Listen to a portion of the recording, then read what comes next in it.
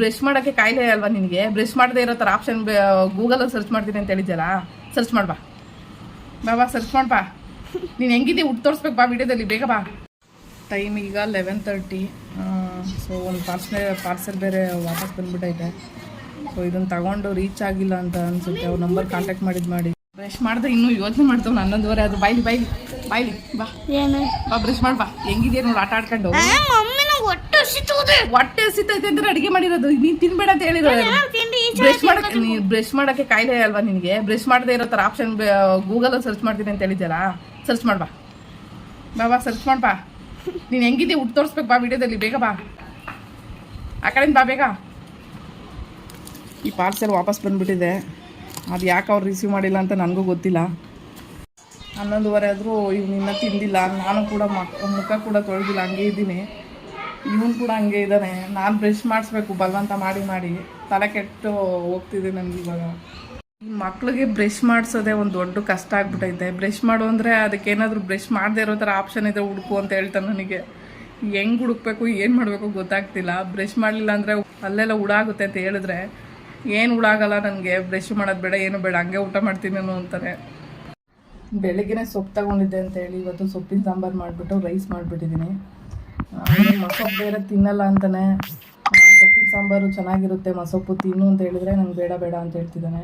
But ಇವತ್ತು ಮಾಡಿದ್ದೀನಿ, ತುಪ್ಪ ಹಾಕ್ಬಿಟ್ಟು ಕೊಡ್ತೀನಿ ರೈಸಿಗೆ. ತಿಂತಾನೋ ಇಲ್ವೋ ಗೊತ್ತಿಲ್ಲ, ನೋಡ್ಬೇಕು.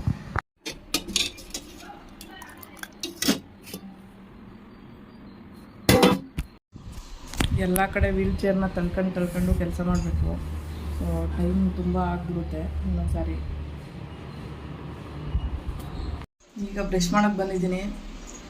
ಬಟ್ಟೆ ಬೇರೆ ವಾಷಿಂಗ್ ಹಾಕೋಣ ಅಂದರೆ ಸರ್ಫ್ ಖಾಲಿ ಆಗಿಬಿಟ್ಟೈತೆ. ಸರ್ಫ್ ತಂದಾದ್ಮೇಲೆ ಬಟ್ಟೆ ಒಗೆಯೋಣ ಅಂದ್ಕೊಂಡೆ.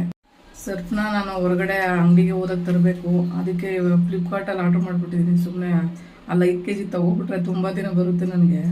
ಅದಕ್ಕೆ ಫ್ಲಿಪ್ಕಾರ್ಟಲ್ಲಿ ನಾಳೆ ಬರುತ್ತೆ ಐಟಮ್ಸ್ ಎಲ್ಲ. ಬಂದರೆ ನನಗೆ ಹೊರಗಡೆ ಹೋಗಿ ಲಗೇಜ್ ಎಲ್ಲ ತರೋದಕ್ಕೆ ನನ್ನ ಗಾಡೀಲಿ ನನಗೆ ಕಷ್ಟ ಆಗುತ್ತೆ. ಅದಕ್ಕೋಸ್ಕರ ಸ್ವಲ್ಪ ಆರ್ಡ್ರ್ ಮಾಡ್ಕೊಬಿಡ್ತೀನಿ, ಮನೆಗೆ ಬಂದರೆ ಬೆಟರ್ ಅಲ್ವಾ ಅಂತ. ಇಷ್ಟು ದಿನ ಹೊರಗಡೆನೇ ತರ್ತಾ ಇದ್ದಿದ್ದು, ತುಂಬ ಕಷ್ಟ ಆಗ್ತಿತ್ತು ಕ್ಯಾರಿ ಮಾಡ್ಕೊಬರೋದಕ್ಕೆ. ಸೊ ಇವಾಗ ಆರ್ಡರ್ ಮಾಡ್ಕೊಬಿಟ್ಟಿದ್ದೀನಿ ಫ್ಲಿಪ್ಕಾರ್ಟಲ್ಲಿ. ಸ್ವಲ್ಪ ದಿನಸಿ ಐಟಮು, ಕೆಲವೊಂದು ಮನೆಗೆ ಬೇಕಾಗಿರೋ ಹೌಸ್ ಹೋಲ್ಡ್ ಐಟಮ್ಸ್ ಎಲ್ಲ ಆರ್ಡ್ರ್ ಮಾಡಿಬಿಟ್ಟಿದ್ದೀನಿ.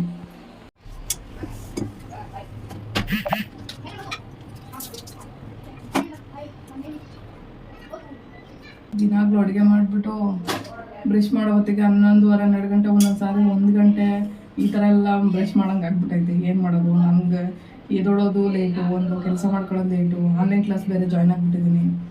ಅದೆಲ್ಲ ಮುಗಿಸಿ ಮಾಡೋ ಹೊತ್ತಿಗೆ ಇಷ್ಟೊತ್ತು ಆಗ್ಬಿಡುತ್ತೆ. ಎಲ್ಲ ಮ್ಯಾನೇಜ್ ಮಾಡಬೇಕು.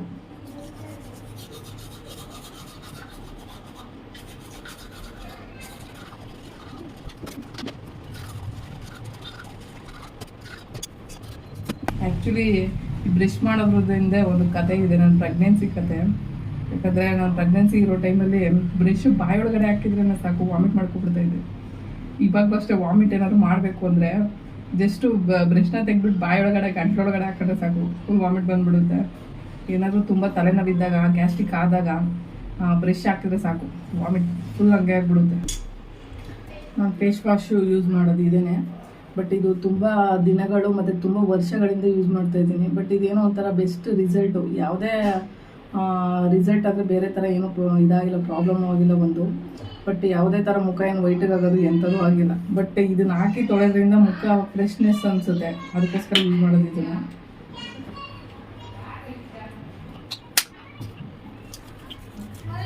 ನಮ್ಮ ಮನೇಲಿ ಯಾವುದೇ ಹ್ಯಾಂಡ್ ವಾಶ್ ಇಲ್ಲ, ಏನೂ ಇಲ್ಲ. ನನಗೆ ವೀಲ್ ಚೇರ್ ಕೂತಾಗ ತೊಳೆಯೋದು ಕೂಡ ಕಷ್ಟ, ಮುಂದಕ್ಕೆ ಬಗ್ಗಿ ತೊಳಿಬೇಕು. ಆ್ಯಕ್ಚುಲಿ ಅದಕ್ಕೆ ನಾನು ಹ್ಯಾಂಡ್ ವಾಶ್ ಇದ್ದರೆ ಸ್ವಲ್ಪ ಈಸಿ ಆಗುತ್ತೆ, ಮುಖ ಬಗ್ಗಿಸಿ ಹಿಂಗೆ ಹ್ಯಾಂಡ್ ವಾಶಲ್ಲಿ ತೊಳ್ಕೊಬೋದು. ಬಟ್ ಇದರಲ್ಲಿ ಇಲ್ಲಿ ಕಷ್ಟ, ಹ್ಯಾಂಡ್ ವಾಶ್ ಇಲ್ಲ. ಅದಕ್ಕೆ ಬಾತ್ರೂಮಲ್ಲಿ ತೊಳ್ಕೊತೀನಿ. ಹಿಂಗೆ ಮಾಡ್ಕೊಂಡು ಇನ್ನೇನು ಮಾಡೋದು, ಆಪ್ಷನ್ ಇಲ್ಲ, ಅದಕ್ಕೋಸ್ಕರ ಹಿಂಗೆ ತೊಳಿತಾ ಇರೋದು. ಮುಂದೆ ಬಗ್ಗಕ್ಕೆ ಕೂಡ ಬ್ಯಾಲೆನ್ಸ್ ಆಗಲ್ಲ, ತುಂಬ ಬ್ಯಾಕ್ ಪೇನ್ ಬರುತ್ತೆ. ಅದಕ್ಕೋಸ್ಕರ ಹಿಂಗೆ ತೊಳ್ಬಿಡ್ತೀನಿ ಸುಮ್ಮನೆ.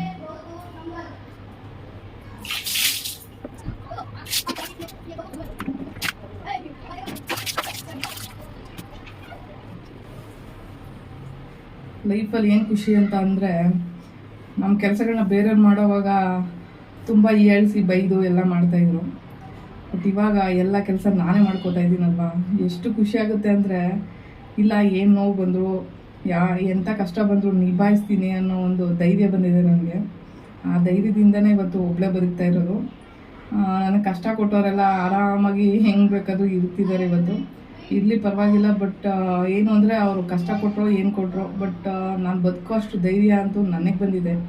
ಅವ್ರು ಆ ಥರ ಹಂಗೆ ಮಾಡಿರೋದಕ್ಕೆ ಇವತ್ತು ನಾನು ಧೈರ್ಯವಾಗಿ ಬದುಕ್ತಾ ಇದ್ದೀನಿ. ಪರವಾಗಿಲ್ಲ, ಆರಾಮಾಗಿರಲಿ. ನನಗೆ ಕಷ್ಟ ಕೊಟ್ಟವ್ರು ನೋವು ಕೊಟ್ಟವರೆಲ್ಲ ದೇವ್ರು ಇಷ್ಟ ಆದರೂ ನನ್ನ ಕೈಯಲ್ಲಿ ನನ್ನ ಕೆಲಸ ಮಾಡ್ಕೊಳ್ಳೋಂಗೆ ಕೊಟ್ಟಿದ್ದಾನೆ. ಅದೊಂದು ಖುಷಿ ನನ್ನ ಲೈಫಲ್ಲಿ. ಡೈಲಿ ನನ್ನ ಜೊತೆಗೆ ಇರೋವಂಥ ಡಬ್ಬ, ಇದು ಏನು ಡಬ್ಬ ಏನು ಕತೆ ಅನ್ನೋದನ್ನ ನಾನು ಮುಂದಿನ ವೀಡಿಯೋದಲ್ಲಿ ಹೇಳ್ತೀನಿ. ಇದು ನನ್ನ ಪರ್ಸ್ನಲ್ ಲೈಫು. ಯಾಕಂದರೆ ಇದಿಲ್ಲದೆ ನಾನು ಎಲ್ಲೂ ಹೋಗೋದೇ ಇಲ್ಲ. ಇವತ್ತು ಹೇಳಬೇಕು ಅಂದರೆ ನನ್ನ ಜೊತೆಗೆ ಇದನ್ನು ಯಾವಾಗಲೂ ಕ್ಯಾರಿ ಮಾಡ್ತೀನಿ.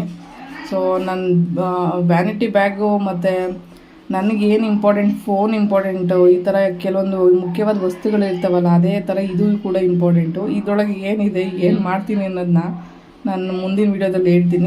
ನನ್ನ ಪರ್ಸ್ನಲ್ ಲೈಫ್ ಬಗ್ಗೆ ಹೇಳ್ತೀನಿ ನಾನು ನಿಮಗೆ. ಇಲ್ಲೆಲ್ಲ ಮುಖ ತೊಳೆದಿರೋದು ಎಲ್ಲದಕ್ಕೂ ಇಲ್ಲಿ ಫುಲ್ಲು ನೆಂದೋಗಿದೆ.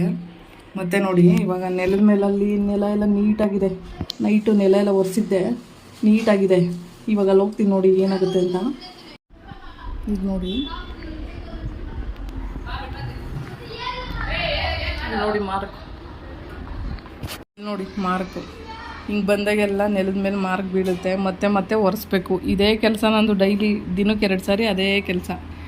ನೈಟು ನೆಲ ಒರೆಸಿರೋದಕ್ಕೆ ನೀಟಾಗೈತೆ. ಮತ್ತು ಸಾಯಂಕಾಲ ಅಷ್ಟರಲ್ಲಿ ನನ್ನ ಮಗನ ಕಾಲೆಜ್ಜೆ ಎಲ್ಲ ಬಿದ್ದು ಗಲೀಜಾಗಿರುತ್ತೆ. 2 ಸಾರಿ ಒರೆಸ್ಬೇಕು ನಾನು. ಆ್ಯಕ್ಚುಲಿ ಪ್ಯಾಡ್ ಇಟ್ಕೊಂಡಿದ್ದೀನಲ್ವ, ಏನಕ್ಕೆ ಇಟ್ಕೊಂಡಿದ್ದೀನಿ ಅಂತ ಹೇಳಿದ್ರೆ, ಬಿಸಿ ತಾಕಬಾರ್ದು ಅಂತ ಹೇಳಿ. ಯಾಕಂದರೆ ಸೆನ್ಸೇಷನ್ ಇಲ್ವಲ್ಲ ತೊಡೆಗಳಿಗೆ, ಇಲ್ಲಿ ಬಿಸಿ ತಾಕಿದ್ರೆ ಏನೂ ಗೊತ್ತಾಗೋದಿಲ್ಲ. ಆಲ್ರೆಡಿ ನಾನು ಈಗ ಒಂದು 3 ಮಂತ್ಸ್ ಬ್ಯಾಕು ಒಂದು ಸಾಂಬಾರು ಹೋಟೆಲಿಂದ ತರಬೇಕಾದ್ರೆ ಕವರ್ನ ತೊಡೆ ಮೇಲೆ ಇಟ್ಕೊಬಿಟ್ಟು ದೊಡ್ಡ ಗಾಯ ಮಾಡ್ಕೊಬಿಟ್ಟಿದೆ. ಸೊ ಅದಕ್ಕೋಸ್ಕರ ಏನು ಮಾಡಿದ್ದೀನಿ, ಇವಾಗ ಮರದ ಪ್ಯಾಡ್ ತಂದುಬಿಟ್ಟು ಇಟ್ಕೊಂಡ್ಬಿಟ್ಟಿದ್ದೀನಿ. Wooden pad. ಇದು ದಪ್ಪ ತಿಕ್ನೆಸ್ ಇದೆ.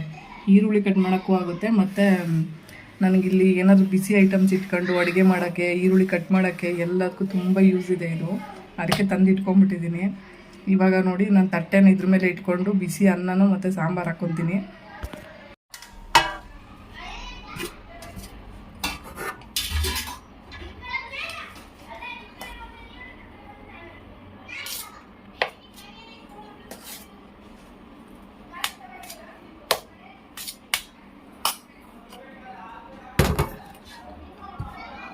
ಆ್ಯಕ್ಚುಲಿ ಪ್ಯಾಡ್ ಇರೋದ್ರಿಂದ ಬಿಸಿ ಏನು ತಾಕಲ್ಲ ಅಂತ ಹೇಳಿ ಇಟ್ಟಿರೋದು.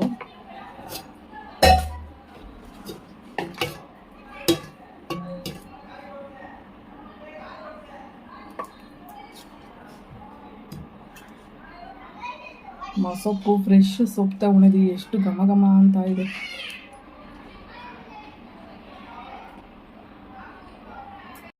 ಸೊಪ್ಪಿನ ಸಾಂಬಾರು ಆಗಿರೋದ್ರಿಂದ ಇದು ಈರುಳ್ಳಿ ಆ್ಯಡ್ ಮಾಡ್ಕೊತಾ ಇದ್ದೀನಿ. ಈರುಳ್ಳಿ ಹಾಕಿದ್ರೆ ತುಂಬ ಟೇಸ್ಟ್ ಚೆನ್ನಾಗಿರುತ್ತೆ ಅಂತ.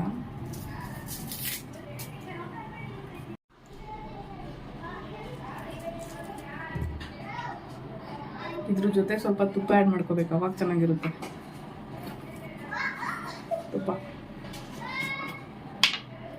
ನಮ್ಮ ಅವನಿಗೆ ತುಪ್ಪ ಅಂತ ಹೇಳ್ಬಿಟ್ಟು ಜಾಸ್ತಿ ಇಷ್ಟ ಅವನಿಗೆ ತುಪ್ಪ, ಅದಕ್ಕೋಸ್ಕರ ತಂದಿದ್ದೀನಿ. ನಾನು ತರ್ತಾನೆ ಇರಲಿಲ್ಲ. ಆ್ಯಕ್ಚುಲಿ ನಾನು ತುಪ್ಪ ಏನು ಅಷ್ಟು ತಿನ್ನಲ್ಲ. ಅಪರೂಪಕ್ಕೆ ಈ ಥರ ಉಪ್ಸಾರು ಮಾಡಿದಾಗ ಮತ್ತು ಮಸೊಪ್ಪು ಮಾಡಿದಾಗ ಚೆನ್ನಾಗಿರುತ್ತೆ ಟೇಸ್ಟು, ಅದಕ್ಕೋಸ್ಕರ ತುಪ್ಪ ತಂದಿರೋದು.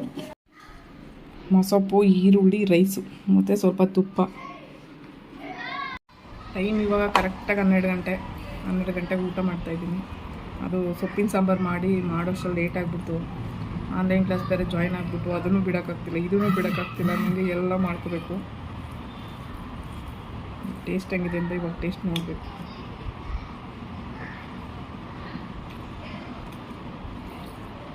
ಉಪ್ಪು ತುಂಬ ಚೆನ್ನಾಗಿತ್ತು, ಅದಕ್ಕೋಸ್ಕರ ಸಾಂಬಾರು ಕೂಡ ಚೆನ್ನಾಗೈತೆ.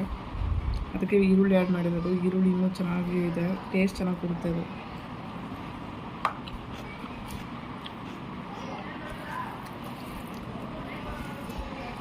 ಇವತ್ತಿನ 12 ಗಂಟೆ ವಿಷಯ ಇಷ್ಟೇ.